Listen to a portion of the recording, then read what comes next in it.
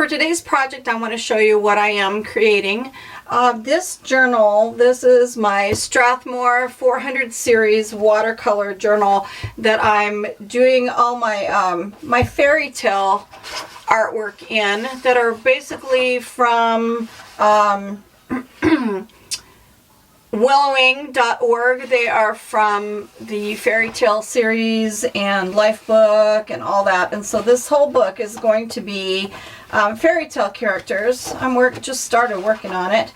And I like this. It's a hardcover and I love it, but I decided that I want to make a different type of a cover for it. So what I'm doing is I'm following Teesha Moore has a video.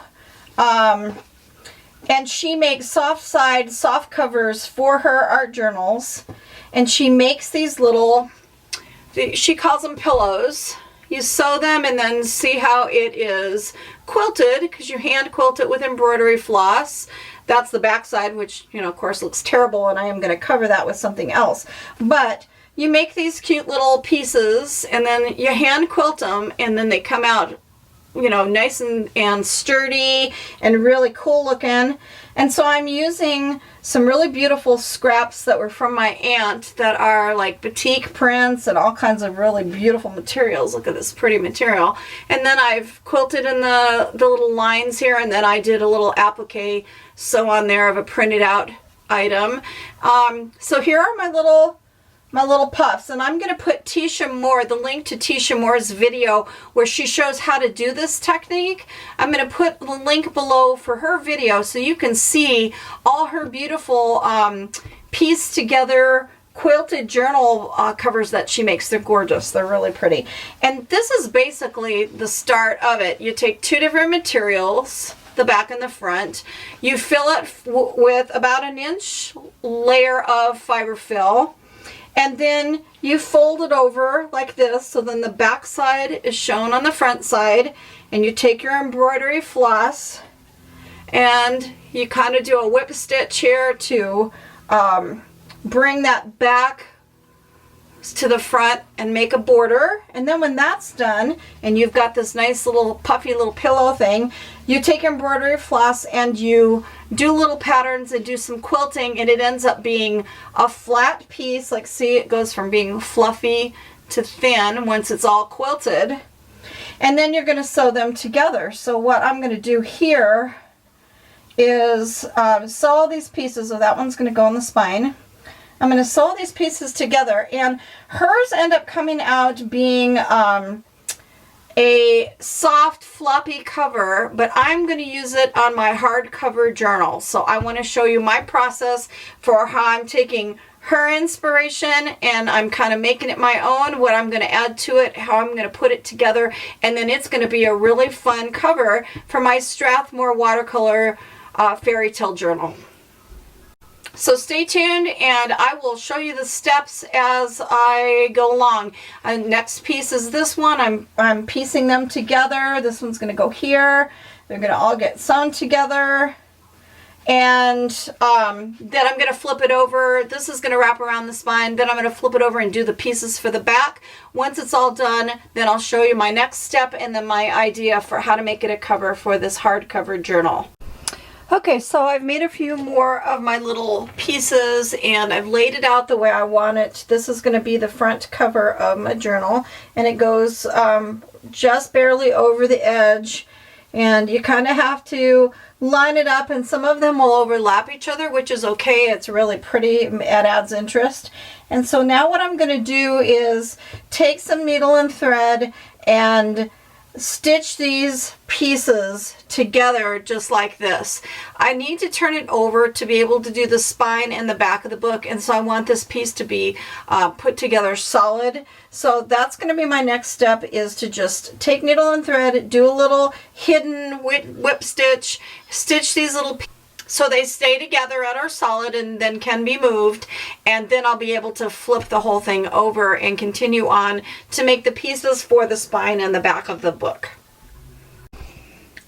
Okay, so here are my pieces all sewn together. Now it's one solid piece and it fits nicely on the cover.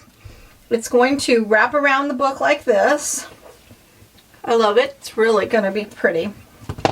So what I'm going to do next is I am going to cut a piece that's going to be the entire size of the outside of the book, and I'm going to tear it, and I'll show you. So next I'm taking a piece of material, and this is going to be a base that I anchor my sewn pieces to. And I'm using a piece of material that I'm not 100% fond of, so I don't care if it gets covered up. But I want it to be colored. I could use cotton muslin, but I want that frayed edge to show on mine, and I don't want it to be white. So I'm going to go ahead and use this piece of green. So what I'm going to do is I'm going to cut and tear along that selvage edge.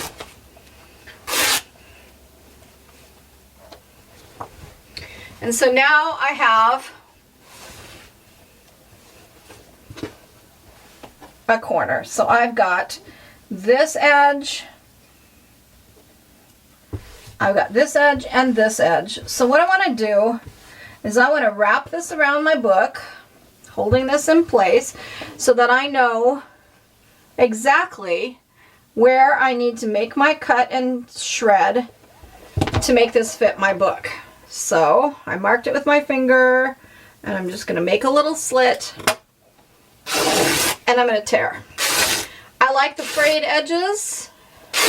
I like those selvage, torn, frayed edges. I just love the look of that. So that's going to be my base this way, all the way around the book, and I'm double checking. See, look at it, it fits the book perfectly. Okay, now I'm going to do the same thing at the bottom. Just go down to the bottom and where that material ends, make my little 1/4 inch slit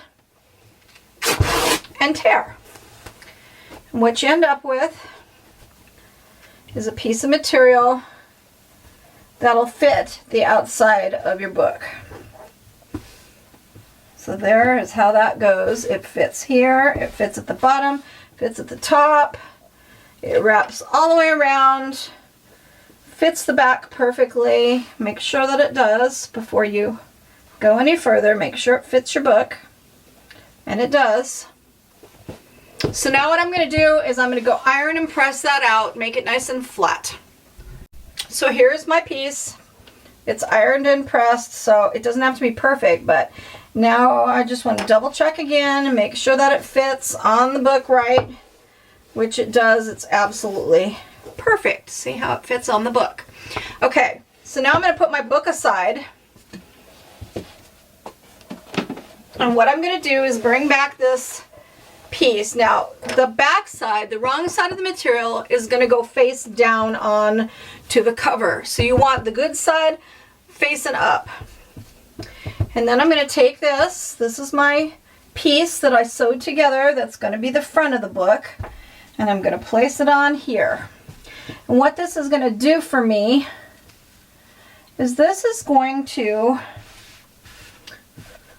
show me, now I know the exact shapes and space I need to fill with these types of squares and rectangles for the back side of my book. It makes it super easy. Now I've pieced together this front piece, and now as I'm moving and transitioning to the back side of the book, I have this as my guide. And so now I can do a square that's big, I can do some rectangles, I can do 2 squares here. It gives me a visual appeal, a visual look for finishing pieces to go over here and complete this. They're going to get sewn together onto this, then the whole thing is going to get tacked onto this at the very last part. So now what you want to do is you want to grab your materials and make more of these poof pillow things that are then embroidered, quilted, hand quilted with embroidery floss, and fill up this space. And if you come with it like this, where you get to a spot where this was a very, very skinny spot, I made this piece a little bit wider and I just sewed it overlapping. This is overlapping. This is overlapping. I like that look. So you can make them perfectly to fit in here, or you can make them a little bit bigger and they cover the edges. Just keep in mind, if you cover and you overlap, you lose this pretty border you make on each of the pieces. So keep that in mind. If you want all those pretty borders to show, then make the pieces fit exactly. And like for this, okay, say I was going to do 2 pieces, 2 squares that fit in here. I kind of like that. Or it could be one big one that could go here, but I think I might do 2. What you want to do is measure with your ruler this spot, how big this is that it needs to be. Like say that's going to be 1 piece. And you want to add an inch to it on either side. You add an inch to that. For the part that gets folded over and whip stitched down for the little framed out edges. So to figure out a size, you measure this, add 3/4 to an inch longer this way and this way, cut out your 2 pieces of material, stuff it, quilt it, sew it, quilt it, flip those borders, make your poof, and then it should fit right into that spot that you just measured. It'll fit just right. If it doesn't, you can always overlap. But now go ahead, I'm going to go ahead and complete this by making some more pieces to fill this spot before I move on and show you my next step. So here are my pieces all sewn together. They're all one solid piece now. This is the Inspired by Teesha Moore soft cover journal cover, and I'll put the link below for the video for she shows how to make these little pieces, these little quilted, hand quilted, she calls them pillows, and then you sew them together and you make a journal cover. She uses hers in kind of a different way than I'm doing it. She allows the back side to show, and I particularly don't like to see my stitches, so I have put a piece of material on the back, and now I'm going to go ahead and sew on buttons and beads and charms and things that I want on this, and I'm going to sew that through here, and then I'm going to put a material on the inside that I like to look at, some kind of a really fancy material that I'll like to see on the inside of my journal, and I'll show you what that looks like when it's finished. So here is my cover, and I've sewn on some buttons and things to it and did some more applique. I put some little dragonfly buttons up here. I opted not to put any beads on it because I like the patterns the way they are. I didn't want to add beads. And I was going to, like, I started this video showing that I'm going to apply this whole thing to my hardcover Strathmore fairy tale journal, and then I kind of changed my mind. I can make another one and do that. I don't know why I changed my mind, but and so what I did, like I said, I didn't like seeing my stitches on the inside, so I covered it with this cool material because I love this funky material, and it's material that can be colored with fabric markers, so I may even do that down the road possibly, or fabric paints. I don't know. I kind of like it black and white. But anyway, I took some fusing, the iron-on fusing, and I tore this actually because I like that frayed edge, and I put it down and put the fusing in between it and the back and ironed it so it made it nice and solid. So this is to use it as a soft cover journal cover like Teesha Moore does with hers. So that's what it'll look like folded. That would be the front. That would be the back. I love it. I love how it turned out. And I've made her fabulous 16-page journal. I actually have 2 of these that I've made, and I may even make a third, and I decided that I'm going to use this as a soft cover journal cover like she does with hers, and sew these signatures into the journal. So that's what I've decided to do, and so the inside cover will look like that when you open the book. This is what it'll look like, and then I will sew I think I might do 3 signatures, so 3 journal signatures into it. But I'm going to complete them first and finish decorating them before I sew them into the book. So it'll be a finished book just a coffee table book that I can, you know, throw on the table and then have to look at my art journaling inside. And had I decided to use it for the Strathmore journal, which I still could, I don't know. I don't know why I can't decide, but this is what it would look like on my Strathmore journal, which is really cool. I like it. I may do that. It fits it much better. It fits it really well. So I may just go ahead and use it for that. If that's the case, then I can either keep it like this and just add a closure to it, maybe even a closure up here and up here, that it would just be a protective cover over my journal, which is a great idea, so that you could remove it and then work in your journal, you know, so your journal lays nice and flat, and then put it back on as a protective cover for your journal. But then when your journal's completed and full, it'll really just be the completion of your book. So I'm not sure what I'll do. I may put, like I said, elastic closures here of some sort and keep it for the Strathmore book. Probably will, because I like it on here a lot. I like it a lot. Or you could, with material on the backing like that, you can put Mod Podge or glue down, and you could actually permanently glue this whole cover right to the cover of your journal, which is what I originally was going to do. I was going to, I have covered altered books and journals with Mod Podge and material, and Mod Podge works wonderful with material, so that's what I was going to do, is glue this down to the book.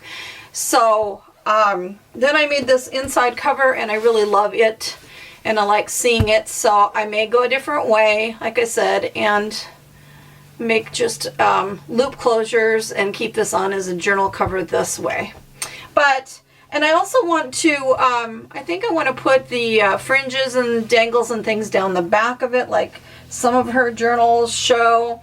I'm not sure, but I like it. It was a fun project. It was fun to make these little squares and sit and hand quilt them in the evenings. They were easy to do and then easy to put together. It makes a wonderful journal cover. So if this looks like something fun that you might want to try, follow her video. Like I said, the link will be below, and make one for your journal. So I hope this inspired you, and thanks to Teesha Moore for giving me inspiration as well. Have a blessed day, and art soothes the heart.